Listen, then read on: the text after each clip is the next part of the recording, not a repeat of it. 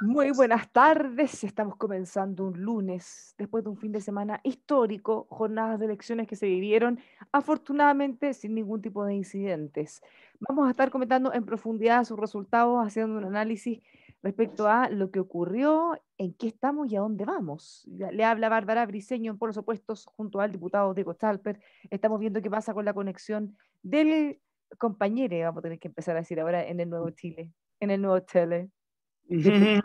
¿Cómo está?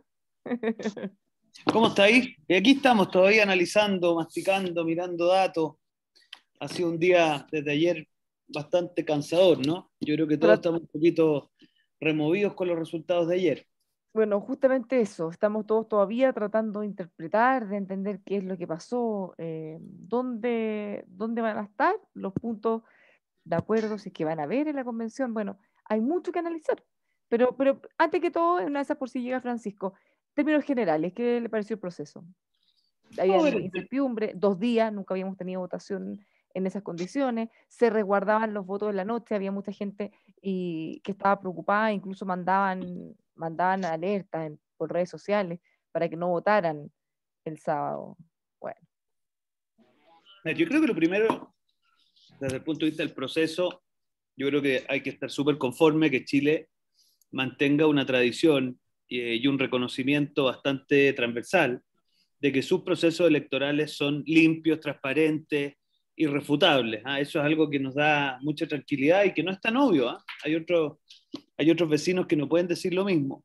Yo creo que la baja en la participación hay que mirarla con muchísima atención, porque digamos las cosas como son, en la previa a los resultados, se pensaba que por la votación en las comunas, por decirlo así, donde tradicionalmente la centro derecha le va bien, que estaban por sobre el promedio nacional, más la baja en las comunas donde tradicionalmente la centroizquierda le va mejor, daba la impresión de que iba a ser un resultado más estrecho, pero si algo podemos decir ayer es que todos esos parámetros de análisis tan tradicionales se acabaron, ¿no? O sea, es efectivamente un remesón muy potente, uno ya puede sacar algunas teorías y planteamientos, pero yo creo que evidentemente hay un cambio y un giro muy potente en lo que respecta a la manera en cómo se ha hecho política en Chile los últimos 15, 20 años.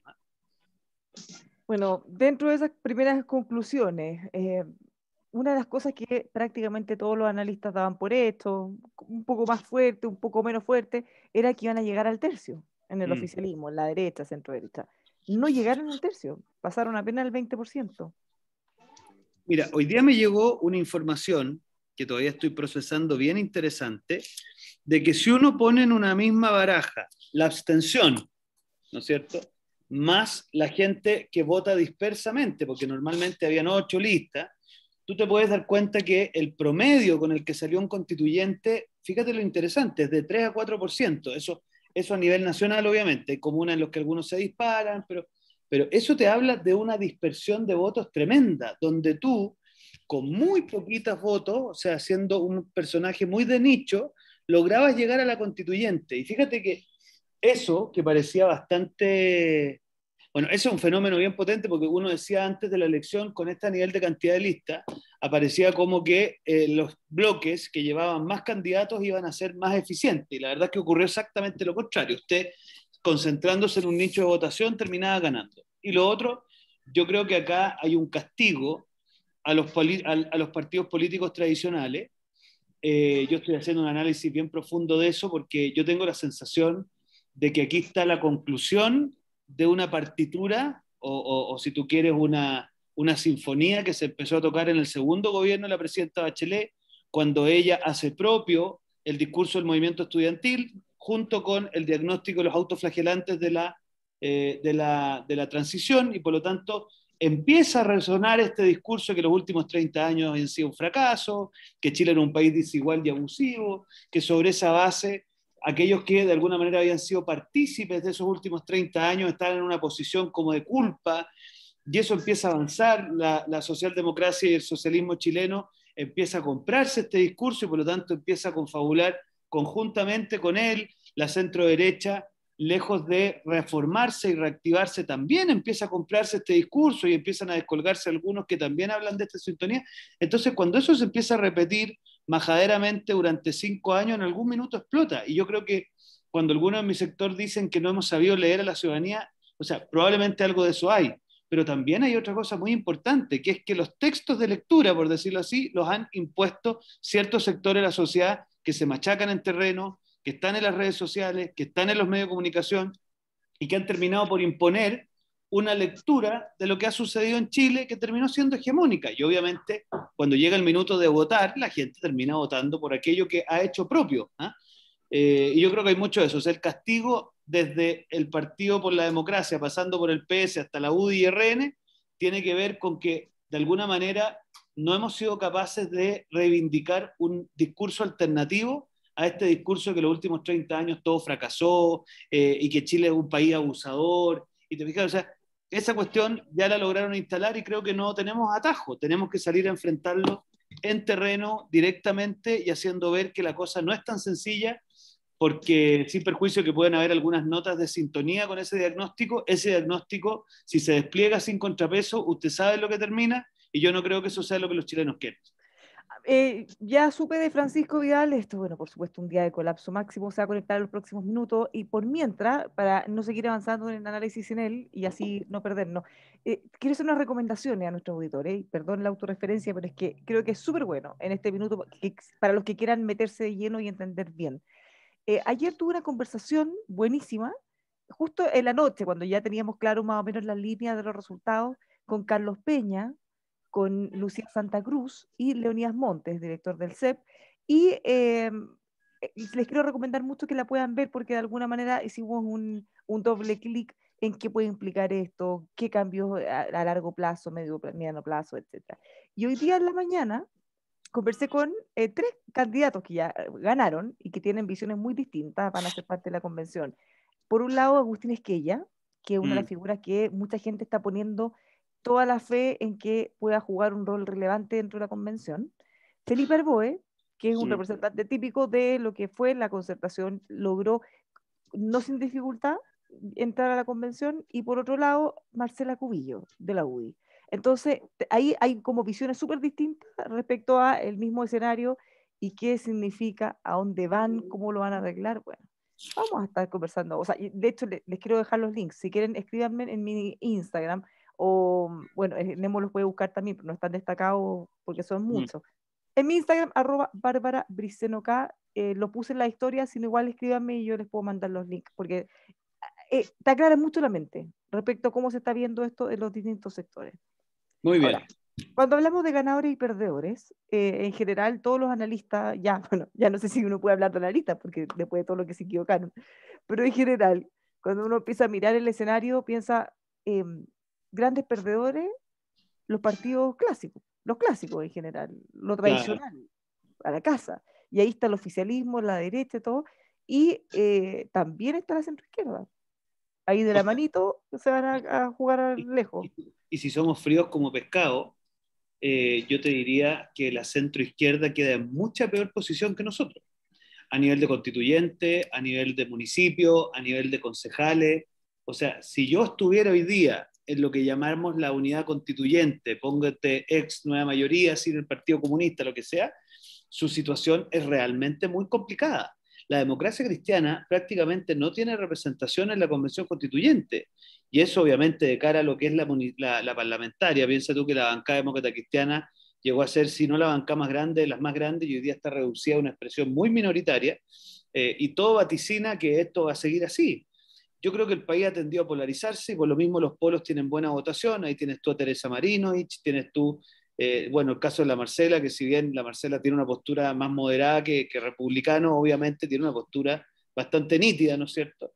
Y yo creo que claro, hay un desafío político sumamente interesante de mirar. A ver, yo soy de los que creen que lo que ha hecho la izquierda, digamos, extraparlamentaria, ¿ah? O exparlamentaria, si tú quieres, es hacer 3 cosas en conjunto. Lo primero es delinear una partitura. Me gusta el concepto de partitura porque es muy sintomático de lo que es. la ha repetido de manera insistente en todos los canales donde se le ha prestado, ha hecho un trabajo territorial de largo aliento, con sentido de proceso, ha cooptado las organizaciones sociales y por último, además de todo esto, ha terminado de traducir en un lenguaje sencillo su diagnóstico de sociedad y su propuesta política.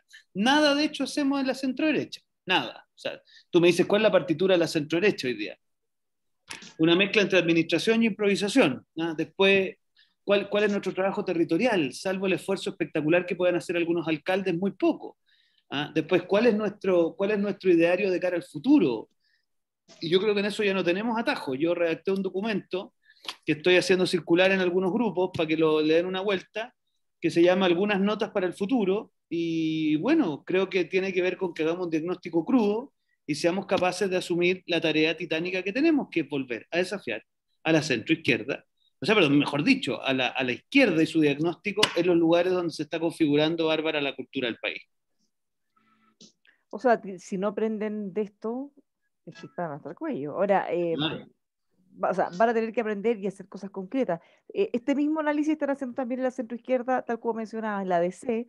Senador Wentumilla no lo mandó a decir con nadie, y sugirió que el presidente del partido renuncie, dice, que dé un paso al costado, que revisen también qué va a pasar con la candidatura, con la postura primaria, y después, adivina qué, la senadora Jimena Rincón fue quien dio un paso al costado, dice en realidad, después de esto nadie vio que esto podía pasar, las encuestas, todos decían cosas distintas. Finalmente ella le dice al partido, no, de hecho le iban a ratificar hoy inicialmente, suspendieron eso y ahora hace algunas horas ella me señaló que ya no, que no inscriban nada. ¿No sería raro que se alineen detrás de ella en la Proboste? Todo eso es noticia en desarrollo. Todo A eso es menos noticia que de desarrollo. quieran sumarse a alguna de las campañas que están ya dando vueltas. Sería Bueno, raro. ahí entró Pancho, de eso podrá hablar él. Yo creo que la centroderecha también tenemos que hacer nuestra propia reflexión. ¿Ah? Hoy día leo que Evelyn Matei ya no sigue en carrera. Yo creo que la Sí. derecha tiene un desafío. Hola, Pancho. Perdonen el atraso, ha sido un día muy agitado, ciudadano auditor. Me Pero aquí imagino. llegamos. Muy Buenas bien. noches. Buenas noches. Bueno, estábamos justo en la parte de la oposición. ¿Cómo ven ustedes la oposición y específicamente la centroizquierda, Francisco? A ver,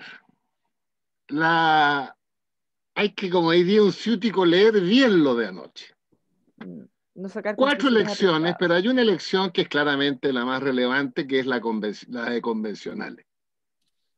Porque no solamente por la tarea de redactar una nueva constitución, sino que es la más, por así decirlo, política de todas. La regional, la municipal, es una elección de otra naturaleza, más vinculada al territorio. Entonces, yo creo que la medición de fuerzas de verdad está en la Convención Constitucional. Y esa medición de fuerza logró, en mi opinión, un gran triunfo del Partido Comunista, del Frente Amplio, la lista Apruebo con Dignidad, y un gran triunfo de los independientes, pero como los independientes, la información de los medios salen agrupados, yo indagué y resulta que de esos 47, 48 independientes, hay 2 bolsones de independientes muy relevantes. De partida, la lista del pueblo tiene entre 22 y 24 constituyentes. 22. 22, lo que hace una cosa impresionante. Y la lista del pueblo, ciudadanos auditores, porque también conversé mucho para saber, y que lo mirábamos en la franja hacia el pasar, ¿no? La lista del pueblo es hija legítima del estallido de la rebelión de octubre. Bueno, uno de los íconos de la lista del pueblo era la tía Pikachu, que era una Exactamente. señora que Son se ciudadanos que compró, provienen no de los partidos, no, pues de la marcha ahí. provienen de la calle, provienen del barrio, provienen de las asambleas territoriales. Entonces es un mundo distinto, fuera del sistema de partidos, y que políticamente están a la izquierda del Frente Amplio y del Partido Comunista. De tal manera que esa es la señal más importante, y a partir de esa señal los partidos de la derecha y de la oposición tienen que reevaluar la conducta. Fíjense que en los números, que a mí me gustan los números, por ejemplo, toda la lucha de hegemonía entre la oposición de centro izquierda y la oposición de izquierda, bueno, la ganó la oposición de izquierda. La lista del Frente Amplio del Partido Comunista en la convención obtuvo el 18% de los votos. Nosotros con dificultad llegamos al 15% de los votos. Y la derecha, siendo primera fuerza, llegó casi al 24% de los votos.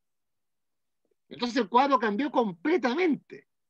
Ahora uno podría decir, bueno, vamos a compensar esto con un triunfo importante de la unidad constituyente en gobernadores. Efectivo. Una mantención de nuestras municipalidades y concejales. Efectivo. La lista de concejales PS y PPD tiene el 15% de los votos. Pero sería engañarnos, no mirar la principal prueba de la soberanía popular que se dio en la Convención Constituyente. Y eso nos lleva en 72 horas, de aquí el miércoles a las 17 horas, a definir cosas tan elementales como ¿a qué primaria vamos? La oposición me refiero. Y ahí la alternativa yo siempre la reduzco a dos. A una primaria de la unidad constituyente que tiene hoy día un problema, porque Jimena Rincón acaba de anunciarnos que no va a ir a la primaria legal. O una primaria solo del Frente Amplio y con el Partido Comunista. O una primaria única de la oposición, sin la democracia cristiana. Entonces es muy complejo lo que está pasando, ciudadanos auditores, y además marcados por 72 horas. Porque la primaria legal se tiene que inscribir hasta las 5 de la tarde de pasado mañana, miércoles. Oye, Ese es el cuadro, bien complejo para el país. Algo Francisco, suena, sí, alguien le está sonando un celular, que no es a mí. a mí no. Puede ser A el mí diputado tampoco. o no. ¿Y dónde está sonando entonces? Quizás la ¿No está radio. sonando el celular? Puede Bueno, ser la pero Catalina Pérez que te está llamando. exactamente. ¿Aló? ¿Agendemos la primaria? Sí, ¿a dónde? Oye, como decía anoche en el programa, mañana nos juntamos a las 11. No, y hubo justo a las 11, ¿no? No hubo nada. Quizá era Oye, tomar Entonces, 11. el pero es que cuadro es bien Francisco, complejo. te quería preguntar algo más. En el caso de la democracia cristiana, ya comentábamos antes, el senador Buenchumilla está pidiendo la renuncia del presidente del partido, incluso el presidente del partido Fuatzain dijo que estaba disponible para renunciar, o sea, tiene que pasar algo, ¿ya? Y ya tenemos este otro efecto colateral que Jimena Rincón, que era la candidata presidencial, ya declinó y dice, bueno, no vamos a inscribir esta primaria. ¿Qué posibilidad hay de que hagan un cambio y que pudieran abanderarse por la senadora Yarna Proboste, o bien dentro de las opciones eso ni siquiera está y van a decir, bueno, vamos a la primaria con los demás, o no participemos, o simplemente libertad de acción, que cada uno haga lo que quiera? ¿Qué cosas ves tú más probables, dado el escenario actual? Y que hoy día en la academia, en forma inédita, Yarna Proboste subió más de 20 puntos en nivel de Así es. aprobación. Mira, yo creo que ahí el tema lo tiene, quiero ser respetuoso con la democracia cristiana, porque la verdad es que la sorpresa del día es la renuncia de Jimena Rincón a la primaria legal. La segunda sorpresa, algunos senadores pidiéndole la renuncia al presidente del partido. Entonces yo quiero ser muy delicado en eso, porque son aliados muy importantes para nosotros, pero lo tienen que resolver ellos. Ya, Ahora, pero por eso no, lo tienen que resolver de aquí al miércoles. Y efectivamente lo más probable es que haya un sector de la democracia cristiana que con lo que pasó ayer y con la encuesta de anoche, vea como una posibilidad reemplazar a Jimena Rincón por Yarna Proboste. Pero bueno, ese es un tema de la democracia cristiana, no de nosotros. no, yo, o sea, pues yo sé, tú no vas a decidir por ellos, pero sí existe ese escenario, por lo menos, que se No, yo pudiera creo que evaluar. existe, claramente. Sobre todo después de lo que ha dicho Jimena Rincón. Si tú me hubieras preguntado antes, tenía más dudas. Claro, Pero porque hay ¿cómo que la saber por bajaban? qué Jimena Rincón se baja de las primarias legales Ya, pero de la hay que unidad constituyente. por una cosa de sentido común, po. Digamos las cosas como son. Habría sido ser el loco. Después dado los resultados, dado que lleva muchas semanas sin prender, ni subir ni medio punto, ni despegarse del margen de error. Entonces, ya venía en una pésima situación. Con lo que ocurre este fin de semana, ¿valía la pena seguir insistiendo? Yo creo que es una decisión súper aceptada, casi por sentido común. Sí. Ahora es curioso, porque si uno mira en la oposición el tema de los alcaldes, solo alcalde, la democracia cristiana no tuvo un mal desempeño. No, pues 50 alcaldes, ¿no? Claro, 46 más 2 independientes, ahí me pierdo cuántos serán demócratas cristianos. Y eso en la coyuntura actual no es un mal resultado, de hecho es la fuerza política con más alcaldes en Chile. Habría que ver la distribución. Lo que pasa es que el golpe de ayer es muy fuerte porque la oposición otrora extraparlamentaria se hace de alcaldías muy importantes en Chile, partiendo por Santiago Centro, Ñuñoa, Viña del Mar. Entonces, claro, ese es un golpe muy fuerte, pero yo me llamó un poco la atención lo de Jimena Rincón, porque yo creo que con todo, igual la democracia cristiana tenía bastante musculatura. Lo que pasa es que yo creo que lo que hay en la... Yo algo comentaba, Pancho, que yo he estado revisando los porcentajes, y si tú te fijas, todos los independientes de la lista del pueblo no pasan del 4,5, 5, que hasta hace poco nosotros decíamos, no, usted para estar en el Parlamento tenía que sacar un 5%, y nos reíamos de los tipos que sacaban un 5%, pero lo que pasa es que este mecanismo de elección, cuando usted tiene 8 listas competitivas, mira lo que sucede, te hace que la cifra repartidora se transforme en 8, 7, claro. Entonces te entra. Lo que pasa es que lo que nos pasó en la parlamentaria es que esto no se había verificado, por lo tanto tenía una ex nueva mayoría muy nítida, un Chile Vamos muy nítido y el Frente Amplio. Y eso te concentraba normalmente la cifra repartidora, Bárbara, en alrededor de un 10-12% y por lo tanto ordenada. Pero aquí hay un nuevo escenario y que hay que mirarlo con mucha atención para la parlamentaria. Pues ¿te fijaste, Diego, que la lista del pueblo como lista llegó al 20%? Sí, pues. A nivel nacional. A nivel nacional.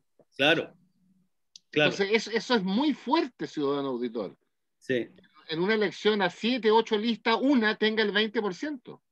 No, y además agrégale que... Fíjate, perdona, la lista de Comunista y Frente Amplio es el 18. Claro. La lista nuestra, Unidad Constituyente, es el 15.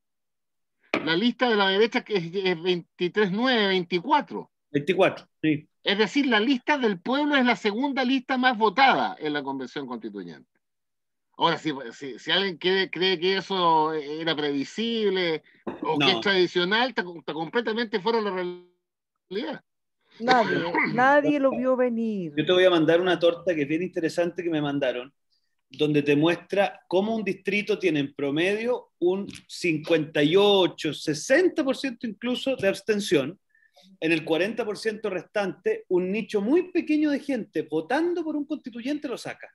Entonces, hemos ido construyendo, fíjate, yo lo veo en mi distrito, hay un muchacho que se llama Alvin Saldaña, sacó algo así como 5.000 votos, pero sale electo pese a que su gran tema es el tema ambiental, y convoca en lo ambiental, y se concentró en los sectores ambientales, los congregó, sacó 6.000 votos, está dentro.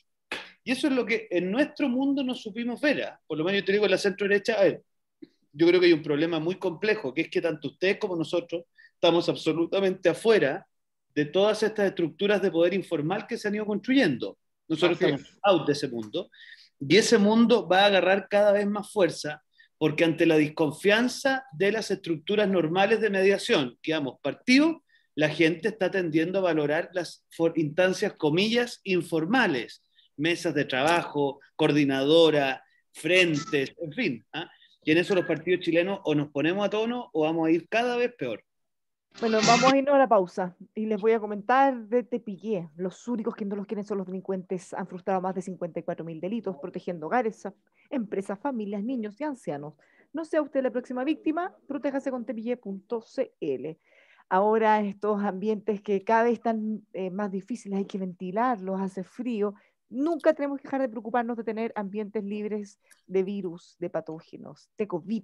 Usted lo puede hacer con Ozonair. Ahora que está en su casa, asegura ambientes saludables, conózcalos con la mejor tecnología en ozonair.cl. Nos vamos a la pausa, volvemos con más Polos Opuestos.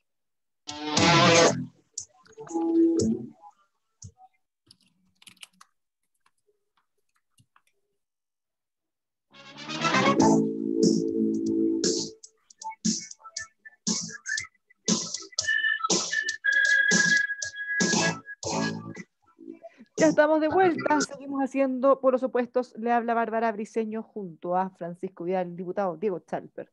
Antes de irnos a la pausa, estábamos haciendo este doble clic en lo que está pasando. Francisco está tratando de caracterizar de alguna manera a estos independientes que irrumpieron en la convención y se la tomaron, porque digámoslo, son amplia mayoría. Ahora, cómo los podrían caracterizar, Francisco? Y te pregunto esto, diputado, también, porque mucha gente como que desde el inicio dice, ah, no, esta gente, en su mayoría, gente de izquierda, gente de ultra izquierda en muchos casos, ¿qué va a pasar con la convención? El oficialismo o la derecha no tiene un tercio. ¿Qué significa esto en la práctica? ¿Van a pasar la aplanadora? ¿Vamos a tener políticas súper progresistas, súper de izquierda? ¿Van a haber contrapeso?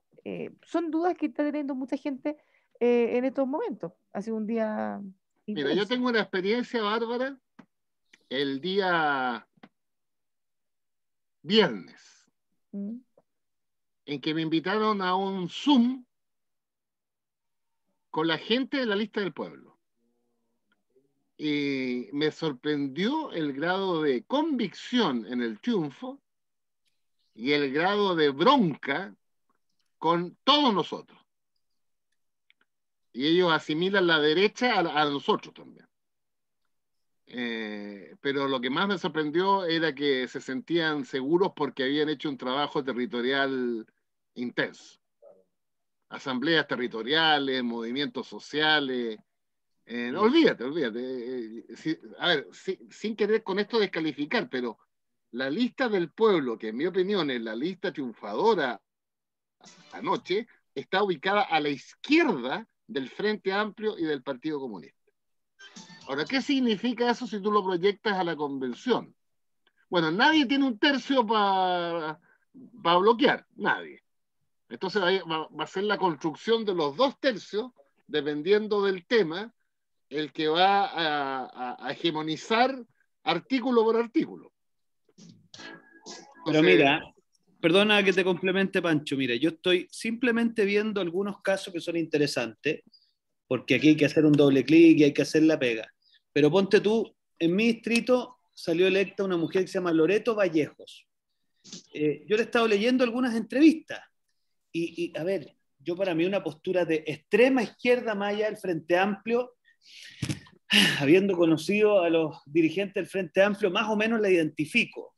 Y la verdad es que no veo que ella calce con eso, con lo que dice en sus entrevistas. Ella cree que tiene que haber un Congreso bicameral, tiene que haber, digamos, una reelección cada 4 años, un sistema semipresidencial, dice la entrevista. O sea, no es alguien que crea en la extrema izquierda recalcitrante. Entonces, después tú tienes a Alvin Saldaña en mi distrito, otro tipo que gana como independiente. Yo no lo conozco personalmente, pero de lo que le he podido leer, también él tiene un tema muy vehemente con el tema del medio ambiente, que a mí me parece bien, es uno de los ejes que hay que abordar en la Constitución, pero no es una persona que esté por, digámoslo así, expropiar la propiedad privada o tener un banco central sometido al poder político. Entonces, habría que ver muy bien qué sí, entendemos por radical y hay que hacerle un doble clic. Yo en eso, obviamente, estamos todos un poquito expectantes de cómo esto va a funcionar, pero yo al mismo tiempo te diría hay que tener un poquito de calma. Después, por ejemplo, Movimiento Independientes del Norte, Distrito 3, doña Cristina Dorador.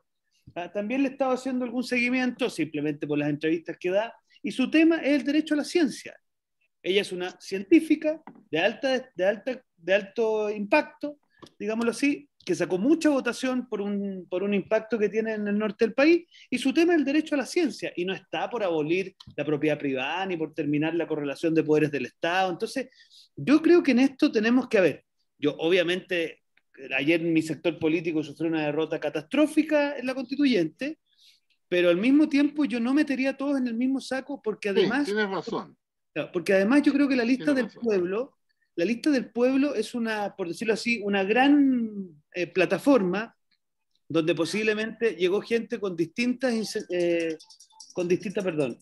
con distintas inquietudes. ¿Te fijas? Entonces yo de verdad creo que ahí hay que ver. Yo creo que todo esto es noticia un poquito en desarrollo y además, de nuevo, aquí yo no tengo idea cómo van a sacar adelante la tarea, porque no lo encuentro fácil, pero una cosa es la gran discusión, las constituciones se dividen, por decirlo así, en la parte de los principios, lo que entendemos, nacionalidad y ciudadanía, garantías constitucionales, es decir, derecho, después orgánica, cómo funcionan los poderes del Estado, y por último los mecanismos de reforma. Eso es una constitución común y silvestre.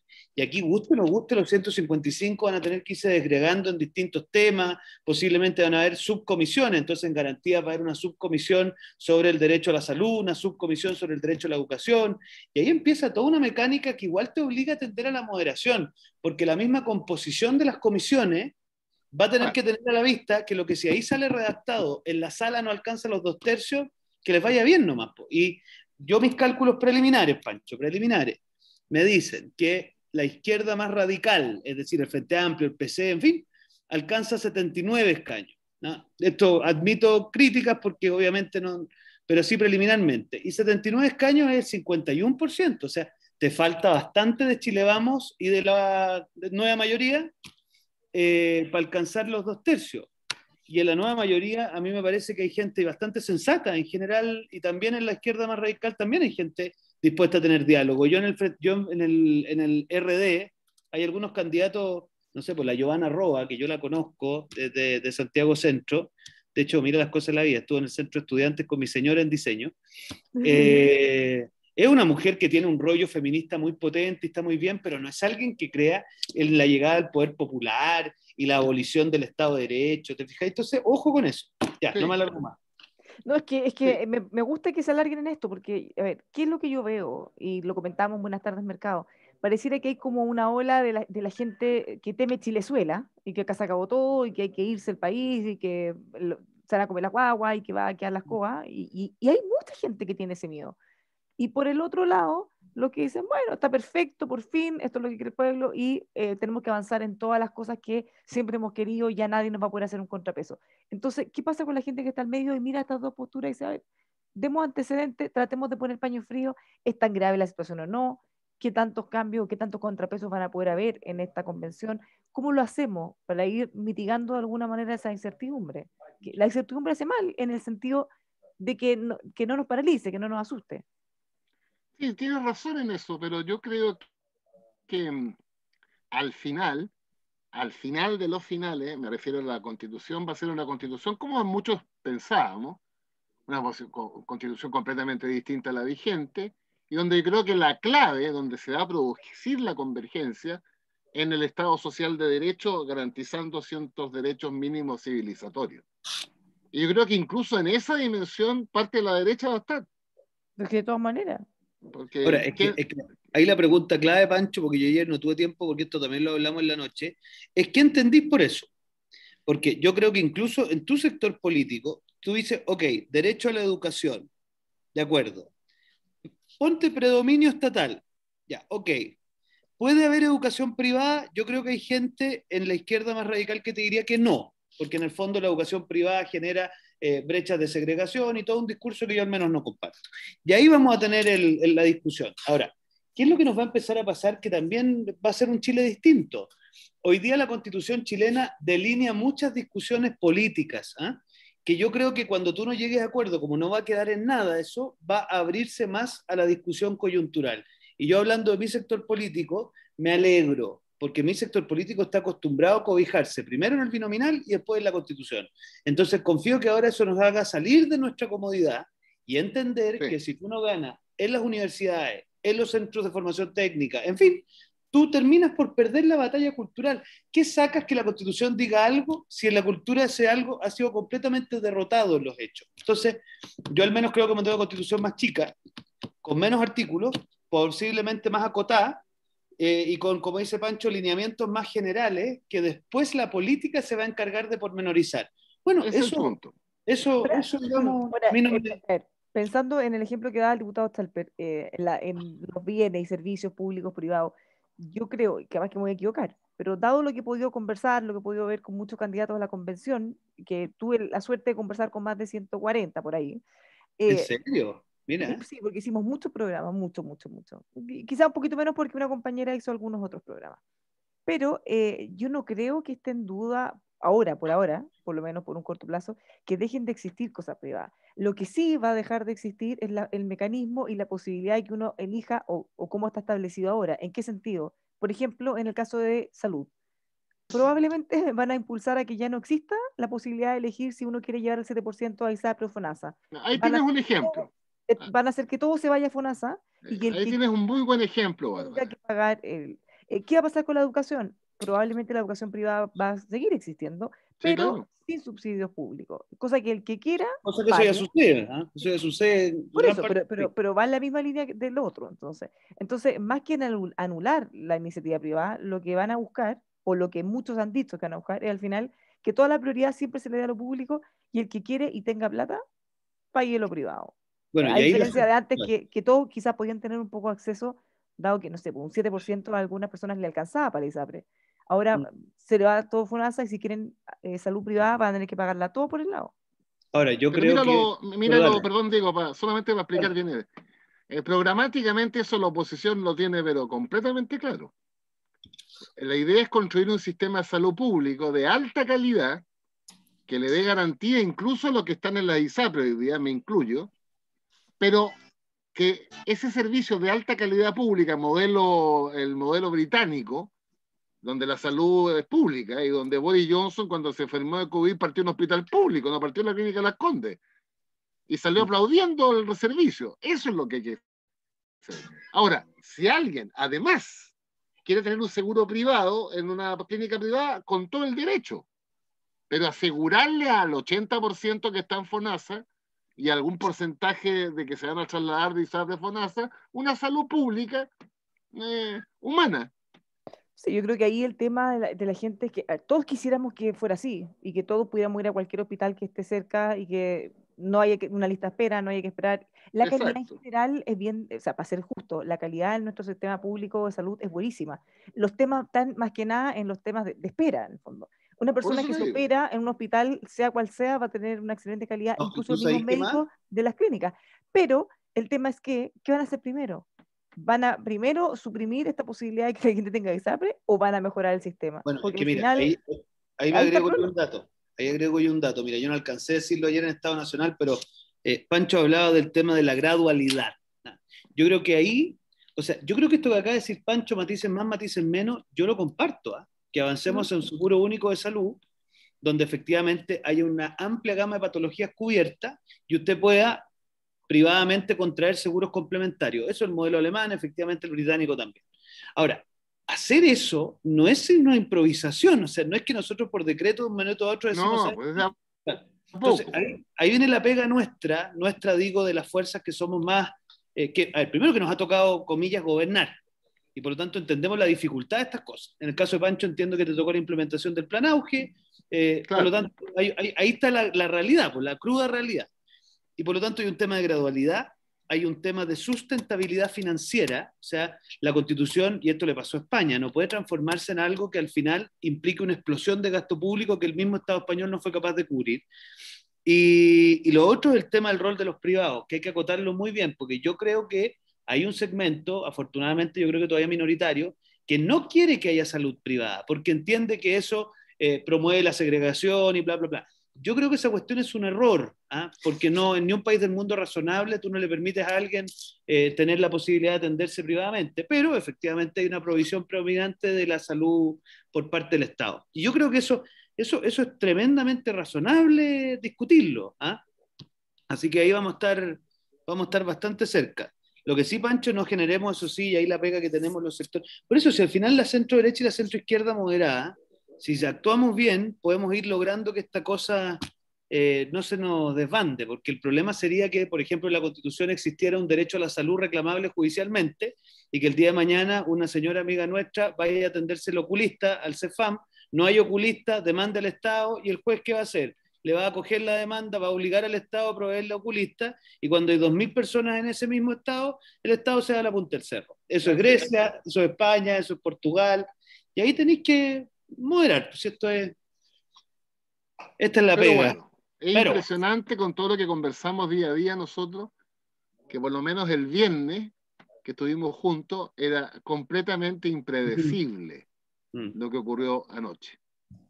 Y esa es la pasión de la política, de las sociedades, cómo cambian. O sea, cuando se dice que la política en un día puede cambiar el equivalente a un siglo, pasa. Y anoche pasó. Mm. Anoche pasó. Ahora, ¿Quién tenemos que hubiera reconocer... imaginado que Felipe Alessandri iba a perder en Santiago? Es que yo creo que si me preguntaran a mí, de todas las cosas que pasaron, yo creo que esa es por lejos la que más me impactó. Porque no me lo habría esperado, pero ni por si acaso. No, yo tampoco. Porque Yo todas las otras tampoco. cosas, de alguna, o sea, bueno, no, quizás nadie vio venir, nadie mencionó el impacto que iban a tener los independientes, está bien. Katy Barriga en Maipú, algunos decían que iba a ganar o no, no me sorprende. Pero en Viña, por ejemplo, sí estaba la posibilidad de que ganara el Frente No, Sí. Amplio. pero ahí había... Claro. En Valparaíso había muchas dudas de decir, oye, supuestamente la gestión ha sido muy mala, decían todos, pero al final eso puede ser un indicador o no de triunfo, no. Mm, Pero en Santiago mm. nadie da un peso por un resultado distinto del obvio. Para que No, tú se veas. pasó. Pues, Se ¿Qué les pasó. parece eso? para que ¿Qué tú veas. implicancias tiene? Porque la municipalidad de Santiago es súper emblemática, es simbólica. No, pues muy grande porque que te gane el Partido Comunista en Santiago es algo que hay que mirar con muchísima atención. Pero mira este país es muy particular. En la misma comuna donde te gana el comunista, la persona comunista, la alcaldía, Teresa Marinovich saca una votación enorme de grande. Entonces, yo creo que estamos en una lógica media de los polos, donde vamos a tener que, aquellos que creemos en cosas más moderadas, empezar a tener una identidad porque si no tenemos identidad vamos a terminar absolutamente consumidos por estos polos. Así es. Y creo que lo de Felipe, no, a mí me da una pena muy grande, porque creo que él es un gran alcalde, pero bueno, ahí está cuando tú no haces trabajo territorial, Bárbara, si volvemos a lo mismo, trabajo territorial, contacto permanente con las personas, Ya, pero el organización. alcalde de Sandy lo hace No sé, normalmente. pues, lo que te da la impresión es que no fue suficiente. Mm. Claro, porque yo creo que la candidata comunista hizo la pega territorial. Pues. Claro, pues. Si yo no tengo otra explicación posible. Claro. En el Ya Chile se coordina. Nuevo, después de octubre del 2019, los comunistas hicieron la pega territorial. Mm. ¿Y para qué te cuento la lista del pueblo? Oye, ¿en qué pie quedó el alcalde Jadwe?